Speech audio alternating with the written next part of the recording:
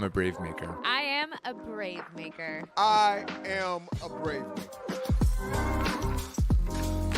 BraveMaker is always about taking big risks, going after those big dreams, and not letting anybody tell you no, that you can't do it. BraveMaker to me means courageous voices, diverse voices, standing up for what means something to you. BraveMaker means to show up in your authentic self and telling the stories that you feel will resonate with other people. Really just showing up as your true self in the world. It was a film screening, but also it was a healing opportunity and journey. So really honored to have been a part of that. BraveMaker, what that means to me is not just something you say. You actually have to get out there and be vulnerable and push those limits. It means getting out of your way. My fear is the thing that stops me, and my ability to be brave is the thing that moves me forward. Really, I've come to realize that you have to create your own door and walk through it. And you make your own opportunity. You don't need approval from anybody. Really know why you want to tell the stories that you're telling.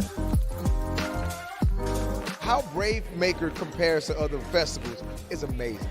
The filmmakers feel welcomed, invited, and like we are a key part of the festival. The organization and the execution is top-notch. It's been amazing to watch the community here. It's been amazing to watch how everybody seems to want to interact with each other. You can really feel that here. This is an incredible community. Take your risk, and if it doesn't work out at the moment, it wasn't meant to be, build up your career and ask again, ask again, ask again. If you could disidentify with your failures as being things that somehow you should try to avoid, as opposed to failures being something that you embrace, because in order to do that, you had to risk. Failure is just a learning tool. Failure is just, what are we not going to do in the future?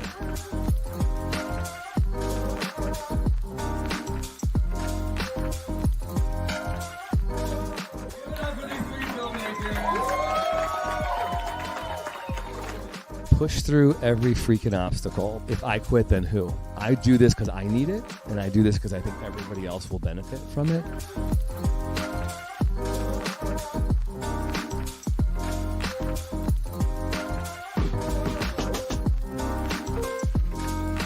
Elizabeth was a seed planter, and she was one of the best nurturers on the planet. The reason I'm here in this room with you is because of her. The story of her is the story of me, and the story of me is the story of you, because we're all here for a reason, and we all have a story to tell. I believe that films are powerful when they're able to touch the soul. And I believe that every single one of the films we watched tonight did that in such a powerful way. I am a BraveMaker. I am a BraveMaker. Yo soy un BraveMaker. We are BraveMakers. I am a BraveMaker. I am a BraveMaker, and so are you.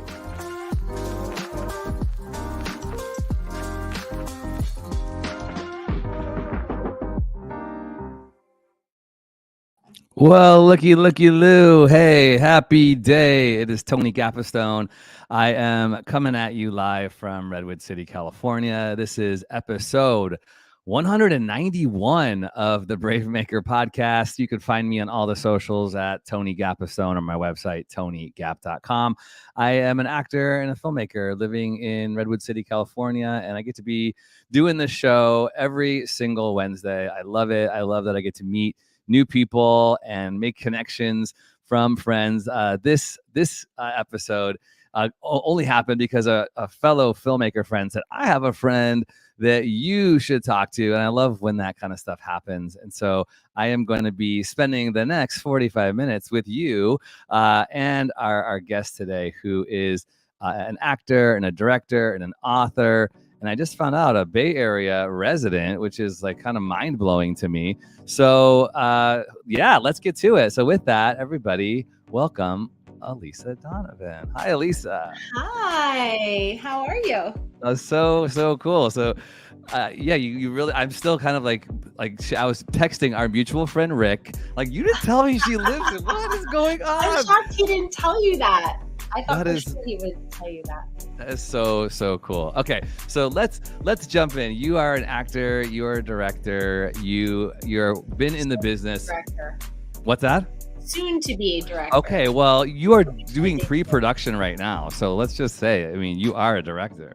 Thank you. Okay, and so I'm stoked to talk to you about that because I did my first feature last year. I'm doing a bunch of shorts. I'm still learning, so however I can help, I'm here. But let's jump into the origin story to start. You started with a short film and then went right into a feature on your second. Is that right? Tell us how you actually got into the industry.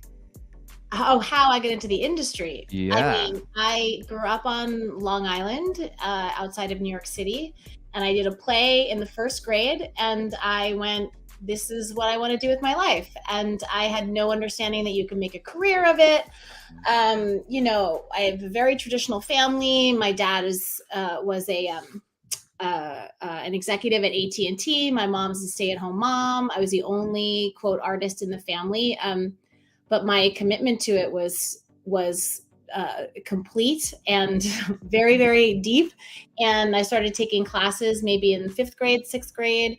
And I didn't get into the business until I was maybe 17, I think. And I got a manager from doing theater, and she took me on, and I started taking the train into the city with my mom to audition for commercials and industrial films and things like that. And never got any of those jobs. And then I moved into the city to study acting full time before I went to college. I went to the Chekhov studio and studied with other teachers privately. I went to the New School and Eugene Lang College, where I found my couple of mentor teachers. I had a great mentor teacher in high school. But really the real business leap happened when I had co-written a play that we did at the La Mama Theater, which is a very renowned East Village off-Broadway theater in New York City. And I didn't have any agent at the time or any manager. And I took the reviews of that play, which were horrible, by the way, but they said really nice things about my performance. So I, cut around the reviews. Edited. And I did some hefty editing, and I sent it to agents, and I took several meetings, and one agent took me on, and that's how it began. And then I went out to LA just to work with the affiliate, and I auditioned for tons of things. I didn't get a job. And then I moved out there and got a job on the TV show Blossom like 2 weeks later. Was Blossom like your first credit then? So I had done, yes, that was my very first television. I did book a regional commercial in New York at one point. I did a soap opera for a day in New York, this show called Loving. And then I was hired to be about to be hired for a regular, I don't know what they call it on soap operas. I don't remember now. A series regular, I guess they call it the same thing as they do in narrative shows. But and I turned it down to go to LA to just work with my agents out there, and it worked out. Yes, it did. So I thought I saw maybe you did a short film, and then it looked like you got Clueless right after the short film. I was thinking, what? How did that happen? So no, I mean, I did many like student films and short films in New York City, and many. Yeah, it's funny. I skimmed over all of those, but a lot of working crazy hours for no money. And somewhere. And you realize you work crazy hours no matter what, but at least you get paid for it. Yeah. So you book Clueless, you get to work with Amy Heckerling. Now like you're this like icon of the 90s. You're on the TV show as this character Amber. I'm sure like people are screaming whatever every time they see you in public. Like how do you love that still? Is it frustrating, annoying? Is it like, hey, that may be who I am? How do you feel about that whole? Yeah, I feel very flattered. I feel very flattered, and often still just surprised, I think, because I feel like there are so many other things, not only that I've done in my career, but in my life. And you it just always surprises me what an impact that film and that character in particular made on people. And you know, I'm proud of it. I feel grateful. You know, it's So never fun. annoying. It's never Good. It's always flattering. I love to hear that. I love to hear that. I mean, you have inspired, gosh, there's, if you're listening to this episode, you're not watching, there's a B-roll kind of clip going on of all the Amber clips and the outfits. And, you know, my doctor says I can't do anything strenuous because balls could hit my nose. I mean, all of the things that got put in your mouth were like dialogue wise are just like every single one of them. I mean, how, you know, and we won't spend too much of time. We'll talk about your book and your film that you're going to be directing. And but when you think back to that time in your life, it was such a different time in culture, especially when it comes to, I mean, there were no intimacy coordinators in the 90s and all the different things, right? No. So can I ask, do you have some memories that you go like, wow, like I survived some of these like really challenging times? Any thoughts or stories you have you could share with us about? I mean, it's so funny. It's literally, it was such a different time that you just didn't. This is a great example. I never worked on a Miramax project, but when I auditioned a couple of times, and it would say on the audition sheet, you know, it gives you the information of where you're going, what time, the character, or the project, and there would be a note at the bottom. Don't be alone in the room with Harvey. Ooh, you're like, oh, okay. Just like, oh yeah, okay, that's not what you do. So don't, and, you know, there's no thinking, well, is that okay? Why is this okay? It was just like, well, it's a Miramax movie, so you're going to do it. I mean, I was told so many times that, you know, I'm a really intellectual actor as well as you know, a kind of instinctual, but I'm always thinking, right? So I would always be directing half of the time when we were shooting things, and I would think, well, what if we did it this way? Or always with questions and thoughts and ideas. And you know, pretty much all through my 20s, those ideas were met with eye rolls and, you know, a little bit of exhaustion. Like, you're just, you know, just be pretty and be funny. Like, nobody's pretty and funny. Like, people would literally say that to me, which is so insulting, not only to the multitude of far prettier and far funnier actresses than myself, but also just that you could be reduced to such a, to just such a small, inconsequential thing. And, you know, those things just happened all the time. And I was always told to just be, you know, just be quiet, like do your job and be quiet. And that just, I mean, I had an eating disorder. I was championed for being too skinny. And then when I was healthy, I was told it was like, you know, she kind of looked better when she was unhealthy. And people could say these things, you know, they could just flat out say these things. And I had a long conversation with Alicia Silverstone when we just did the commercial together and then this convention together. And we hadn't really ever spoken about that time.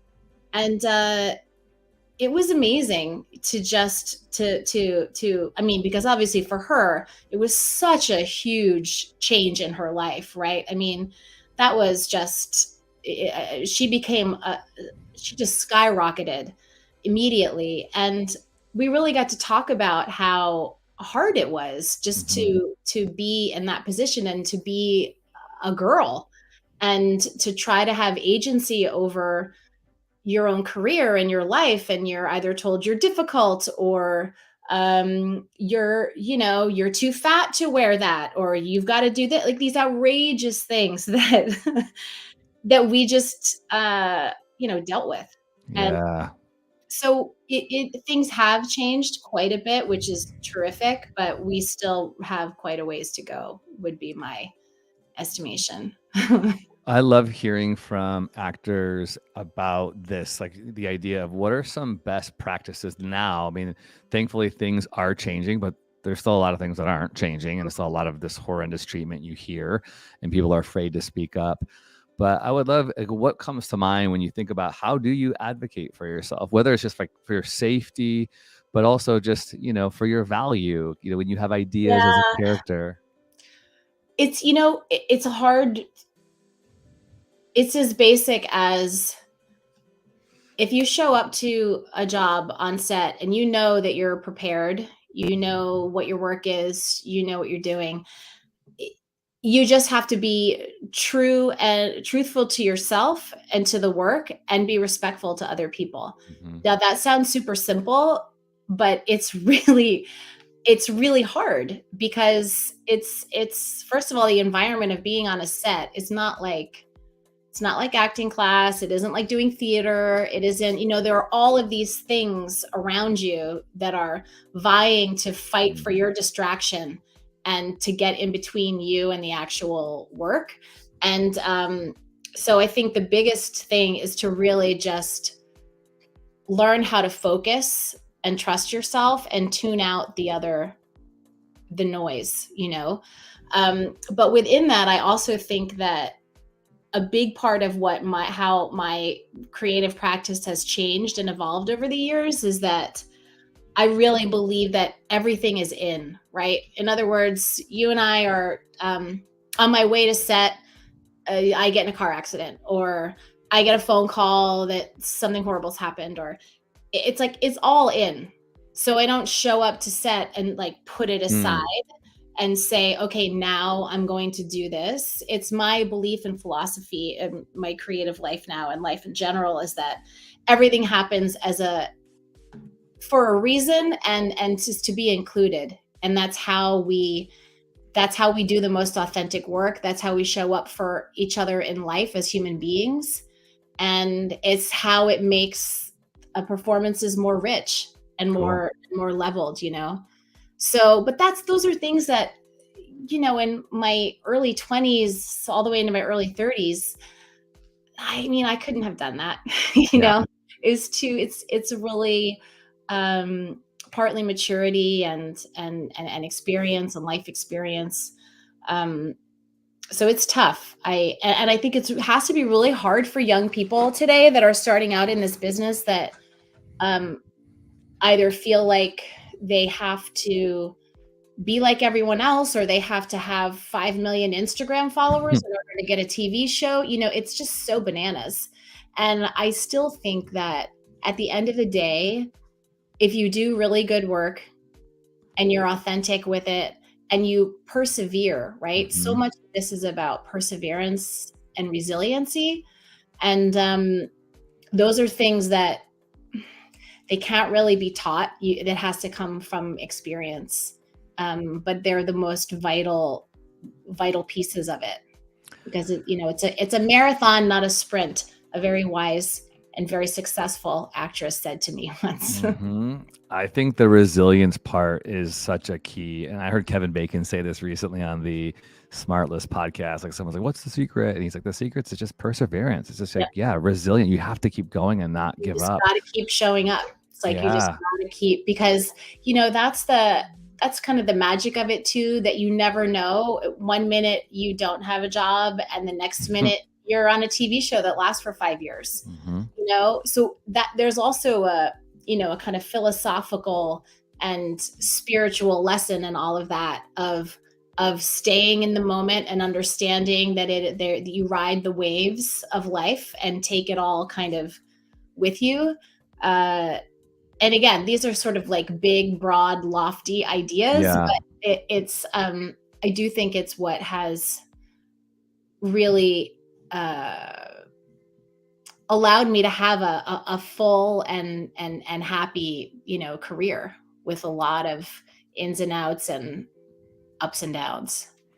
And what's cool is I see you being really active on social media. So, you kind of referenced that the talent that are growing up in this space, it is, some people are swinging from the rooftops and they do have these millions of followers and they're getting shows, and TikTok stars are becoming, it's just like wild what could happen. And there's people like me who have been in it for, 30 years, and I'm just at a level that's down here, and I'm still working a few jobs, and I do this nonprofit thing, and I do an act.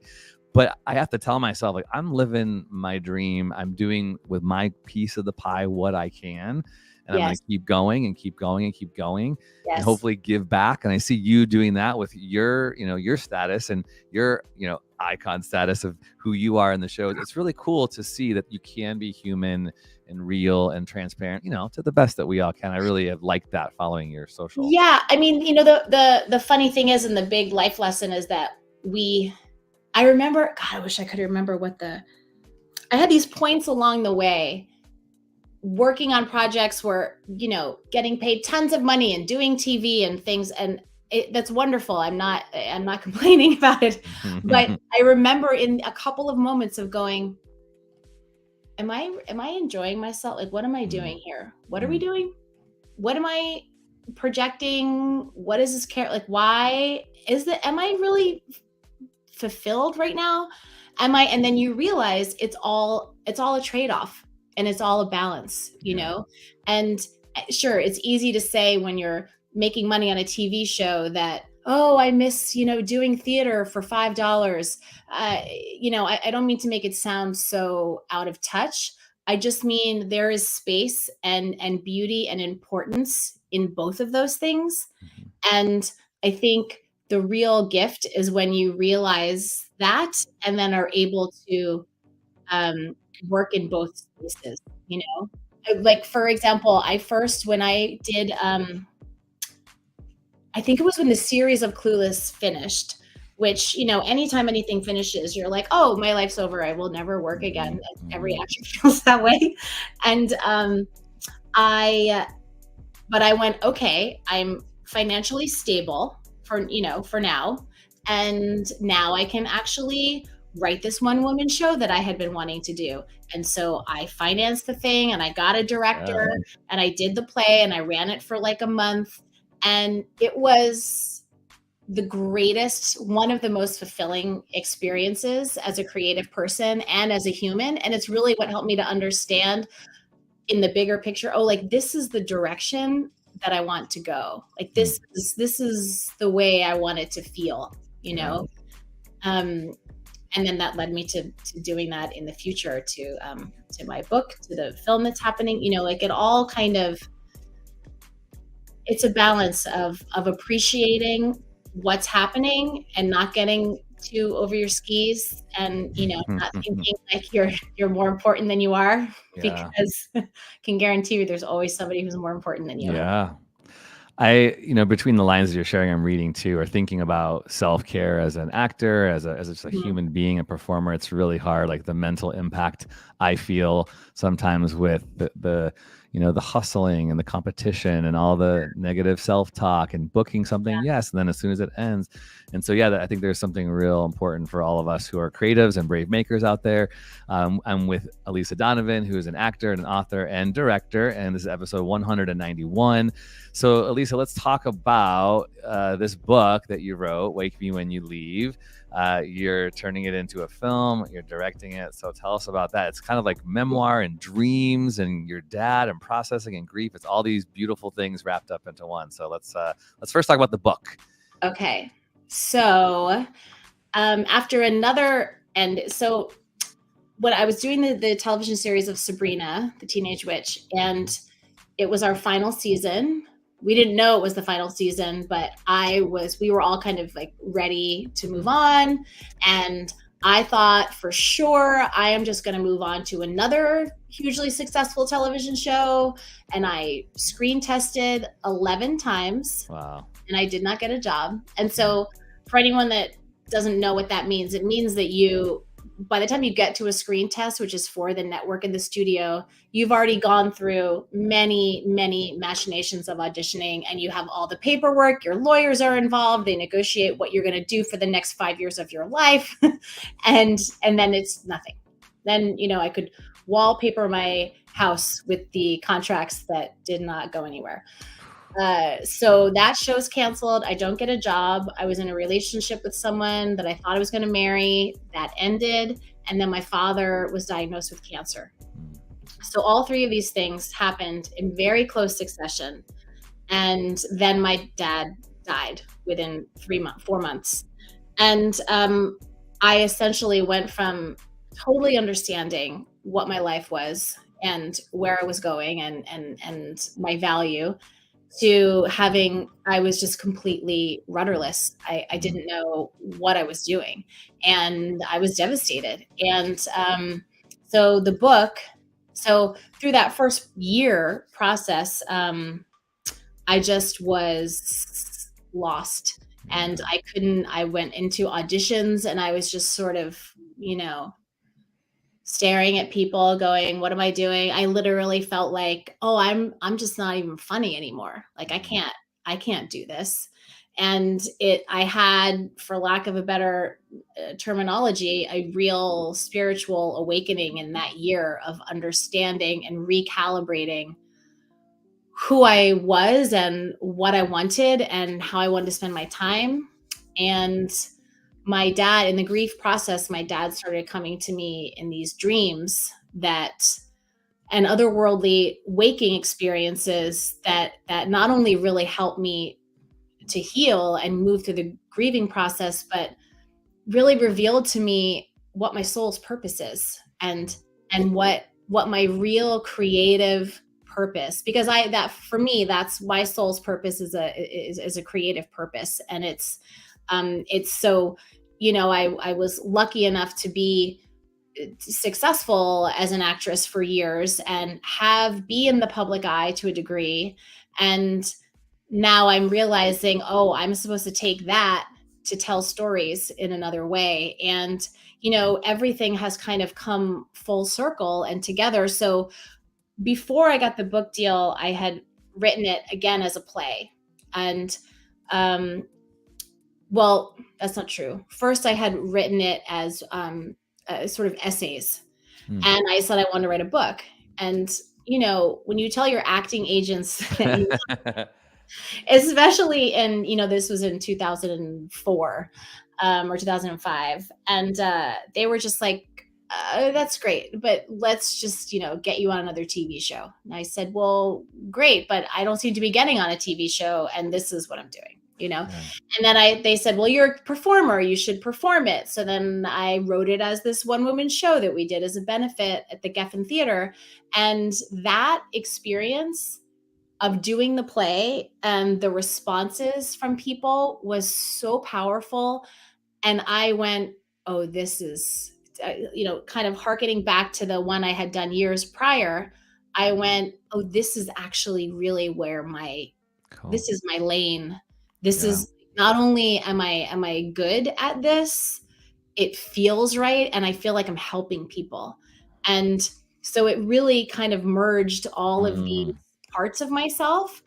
And so from that, I went, I'm writing a book and everybody's like, good for you, write a book. And, it took a lot of years to actually get a book deal. But when I first wrote it, a lot of the publishers would say, the writing is so strong. It's really beautifully written, but we don't get, like, why is she going to talk about Clueless? Like, is she going to?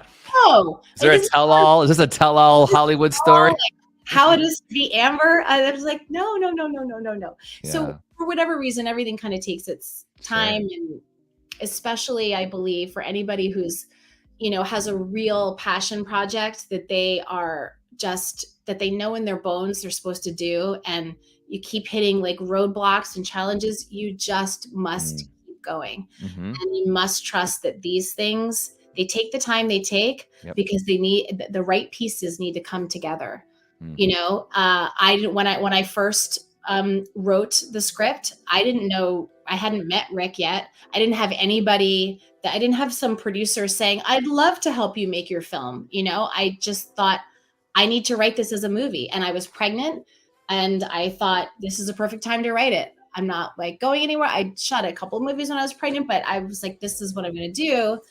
And then, I don't know, maybe a year later, I meet Rick on set with someone else. It wasn't even a film that I was doing. My friend David Lasher was working on a film up here in San Francisco. And he said, come by and say hi. So I went to go see him. He introduced me to Rick. He's like, you should know Rick. He, makes films up here. I said, great. So we stayed connected. And then Rick said, I'm doing this other film. You'd be great for the mom. And I read it and said, terrific. So I did this film for him as an actress. And then we kept in touch, and then we were going to have a coffee. And my husband actually said, why don't you should, keep in touch with Rick. And I said, oh yeah, for my film. And he said, well, no, I wasn't thinking about that, but you should just keep in touch with Rick. And I was like, I need to bring him my movie. And so that day we had lunch, and I said, I have this film. And he's like, you told me about this. It's like your passion project. I said, yes. And this is before the book deal. So, and he said, send it to me and I'll get back to you. In like a day, he called me and he said, this is beautiful. This is amazing. I absolutely want to do this with you. And he said, I think we can put it together to some people that we know. Wow. And he said, I have a bunch of notes for you. And I read the notes and I went, this guy gets this movie. Like, he gets this story. And we just immediately clicked as creative partners. Like, any notes he gave me, they resonated with me completely, and I can make the changes. And he'd say, I feel like we need this here. And I would say, okay, I got it, and go back and write it. So this process of he and I coming together, the amount of time it took to get the changes in the script and get different people attached, it feels like, especially as actors, we feel like it's like an emergency. We have to do it right now. Let's get it done now. Yes. Yeah. And it's like a good motivational sort of feeling, but oftentimes these things need time. They need time to breathe. Some things need to go wrong, need to go right. Changes need to happen, and now, so over the course of that time, then I wound up getting the book deal before we actually got the film together. So now having the book come out has helped us in the process of developing the film. So, I just kept saying, this is what I'm supposed to be doing, and I must keep doing it, and so cool. Here we are. As I'm listening to you, I really hear, that thread, again, that persistence and resilience kind of weaving in. But the fact that, when we're in our 20s, we think one thing and we're kind of, spinning the wheels. And then here we are, like, as we progress, you look back and go, oh, I never thought that now I'd be here when I thought about where I was back there. And that's really cool. And I think sometimes we need those moments to step back a little bit from the present and go, okay, this is a long game. This industry is a long game. It's a marathon, and it's relational. It's who do you want to partner up with? Who do you want to? Because when you do a movie too, especially, it's not just a wing and a prayer and it's done. It's like years.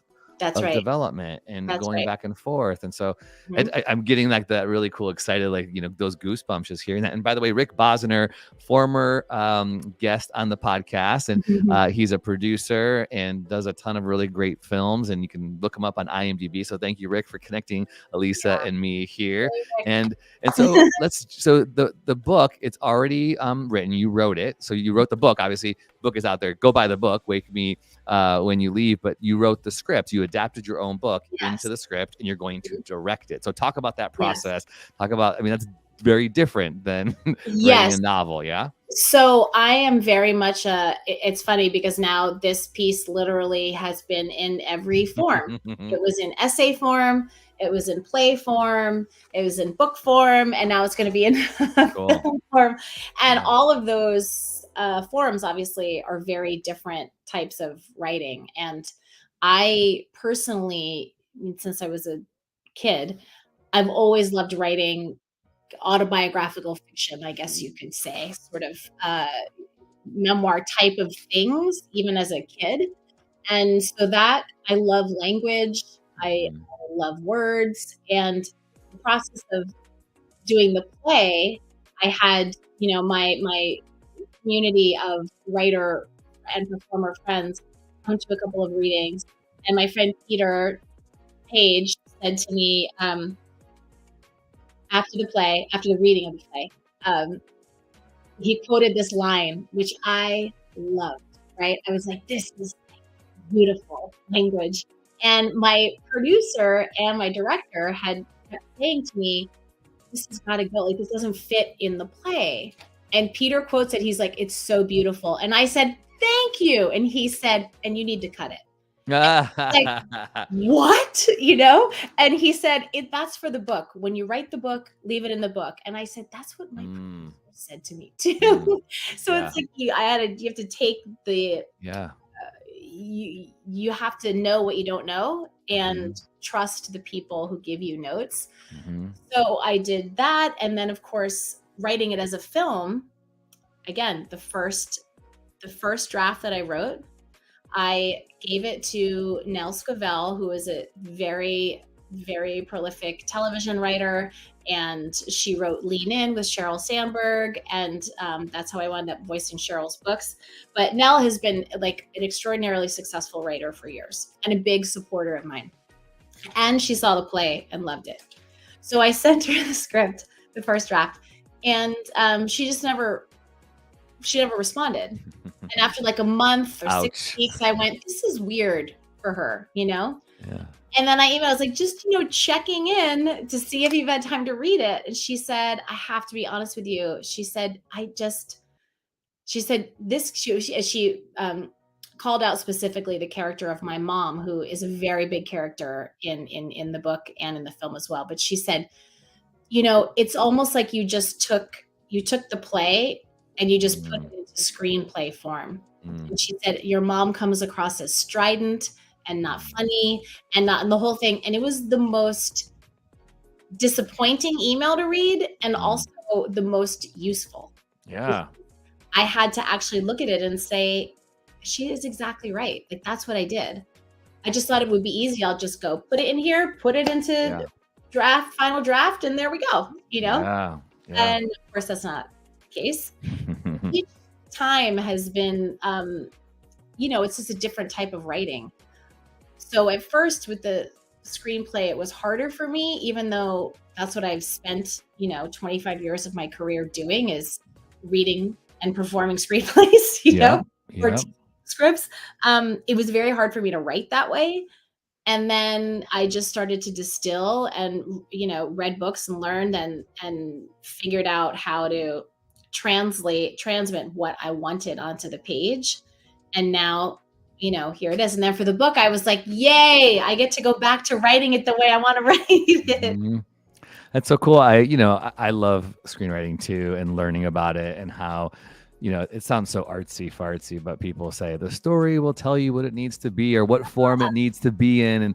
And it's true. If you work with it, sometimes it does. Like, this needs to be a one-person show. This should be a television episode. This should be a short. This should be a feature. This should be, so that's what's really neat. And it's cool that you've had all those different iterations. It's a book, it's this and that. I really love that. I can't help but plug, if you are watching this and you want to write a script, BraveMaker starts our screenwriting course next week. It's 6 weeks. You can go to bravemaker.com and find out all about it. And we're working with Kamika Hartford, who's a Bay Area screenwriter repped in LA. But it's a craft, and learning how to, develop your characters. You're not always inside their head in a screenplay. You can get inside their head in a novel. Sometimes you have voiceover in a screenplay, so that happens. But yeah, it's so different. So that's really cool. So where are you in the process now? You've got some attachments, it sounds like. You're fundraising. What's the schedule look like? So we have, we have three actors attached who are wonderful and have very much helped us with the moving things along. There are a couple of other actors right now that are reading it, that if they say yes, we feel confident that we will get the funding. So we've had a couple of entities that have said they'd give us matching funds. So we really have to get the first half of the budget. And we have people that we're going to go to when we have these other attachments solidified, hopefully. And, it's really about getting the financing. That's essentially where we are. I mean, we have a schedule, we have everything. Like, we're ready to go, but we have to obviously have the actual money. So I assume Rick did that schedule and budget for you. yes, he did. Yes, he did. That's I handy. worked with him. He's so good at He's the that. line producer. Yep. He's so good at that. Yeah, And awesome. so yeah, I'm really excited. So Very we're cool. hopeful that, I mean, that with the strike, etc., I don't, who knows? But ideally, if we get all the funding together, we would love to be shooting in the fall, like late fall. That also would be ideal weather-wise for us. So I'm hopeful that will come together. And, again, it's one of these things where it's been an education for me to see how this is actually great for actors to hear. We have had some people that you would be amazed that were attached to this film, like names that everybody knows, and they weren't worth any money, quote unquote. And so this thing, like so much of this stuff, especially with small films, comes down to so many different pieces that have to fit together that, we don't live anymore in this environment with film and television where it's just about, we get the best actor. It just doesn't work like that anymore. And it's tragic as far as I'm concerned. And there are, some films that are allowed to do that, but they're very few and far between. So we're really trying to do a balance of people that bring to the table what we need to get the financing, but people that are right for the roles, and another, amazing thing has been when we've done a couple of readings of the screenplay. This is why I love actors. I've had so many moments of, oh my gosh, that is not even remotely how that should be. And it's amazing, Love that. Yeah. bringing something different. And, to your point that the story, it has to be on the page, but what makes it come to life is the individual who's speaking the words, Yeah. It's great. Yeah. You're building the skeleton of what you think these characters are, and the actors are coming in and putting the flesh and the tendons and like all that. Yeah. It's so cool. And just to go back, so when you say they don't bring any money to the table, so those of you who are going, what does that mean? So it's getting in the weeds, but when you have a film, you're looking for film financing, right? You can go, here's the name of, let's say, Brad Pitt. Brad Pitt is well known all around the world, and Brad Pitt can sell tickets and put butts in seats all across the globe, but this other person, Jane Doe, might not.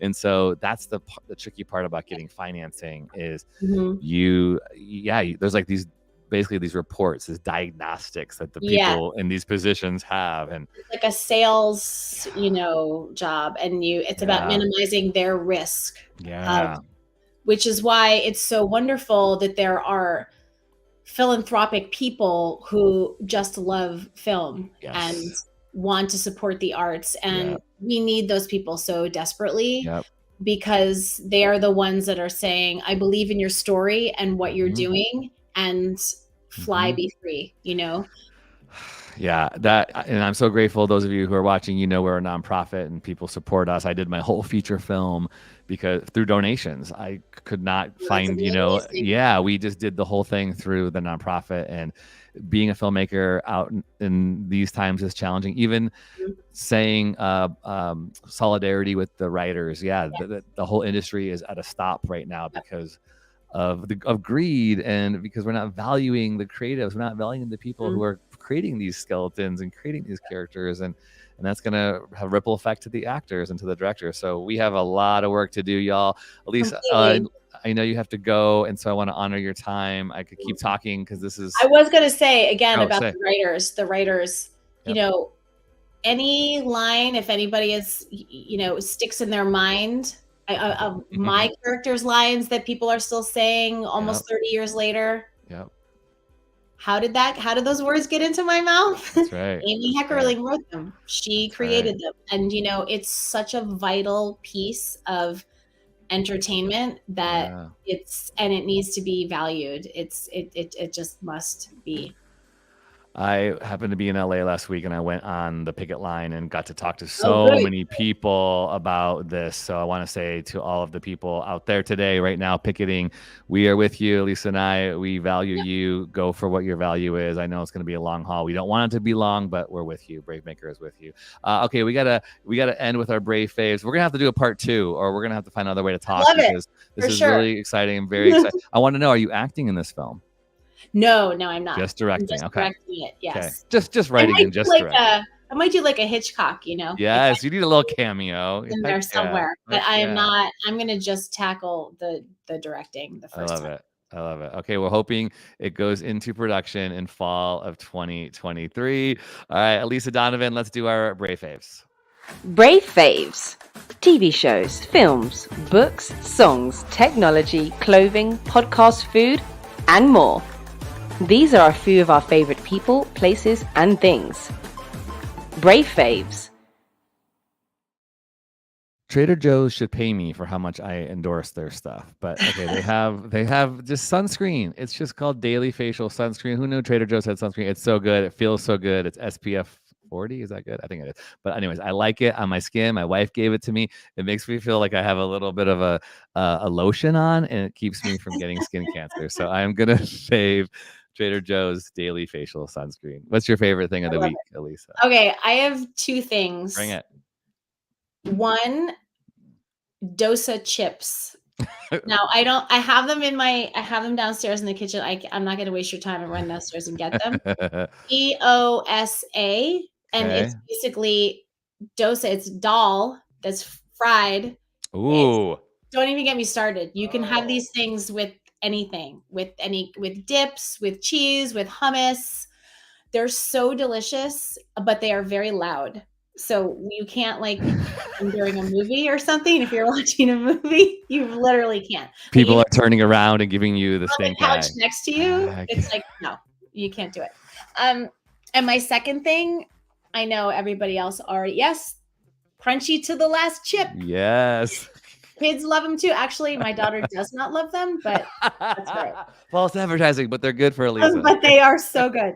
The other one, which I'm sure many people feel this way, I still cannot get enough of Ted Lasso. Oh yeah.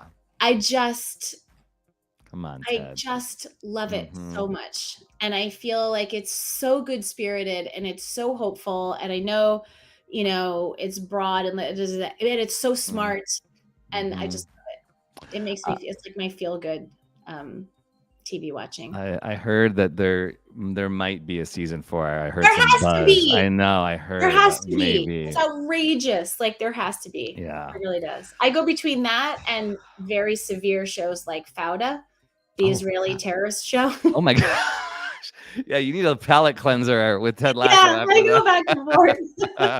Well, Elisa, you are so great. Please follow Elisa on Twitter and Instagram at Red Donovan. Her website is her name, elisadonovan.com. Go buy her book, Wake Me When You Leave, and we'll be looking for production. Where is this being filmed, by the way? Are you filming in the Bay Area? Most likely in upstate New York. That is where and a couple of days in LA for location stuff, but there is a wonderful tax credit that you get in upstate New York, and much of the locations that we need is a horse farm.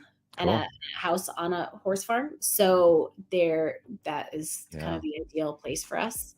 That's great. All right. Well, I'm so glad to have connected with you. I'm going to follow up because maybe we can connect up again, and BraveMaker, we can do something. You're such a joy and a light on social media, and wish you all the great stuff with your film. Wake Me When You Leave. We're excited to see it. Congrats. All right. Thank you so much, Tony. You got it. Thanks, Elisa. Okay. We'll see you soon. Bye. Bye.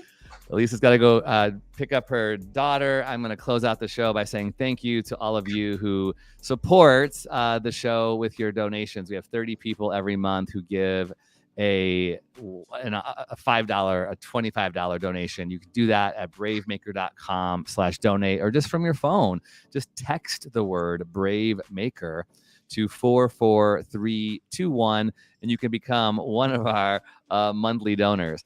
We also want to encourage you to sign up for our screenwriting class. It's starting on Tuesday, May 23rd. You want to write a script? You want to be a filmmaker?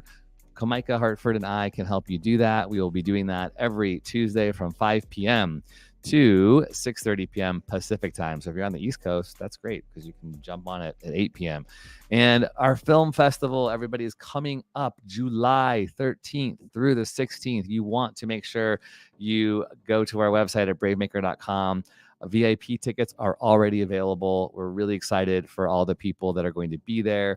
We've got some really cool special guests, screenwriters and showrunners, and some really great films. We've already been contacting some of our filmmakers to check their schedules. Nothing's official yet, but we're really excited to release the schedule to you the first week of June. Thank you so much, everybody. The arts are struggling right now. BraveMaker is hanging on by a thread.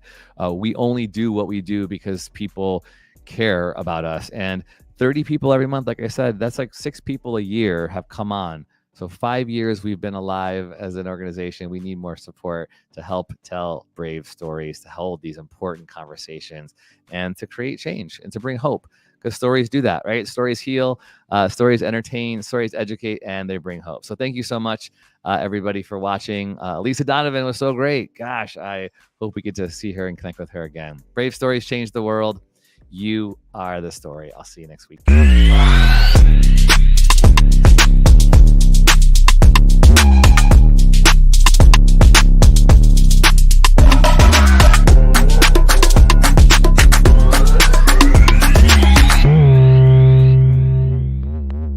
Follow us on Instagram, Twitter, YouTube, and Facebook at BraveMaker.org. Like, subscribe, and share. To become a monthly donor, text the word BraveMaker to 44321 or go to bravemaker.com/donate. Thanks for tuning in.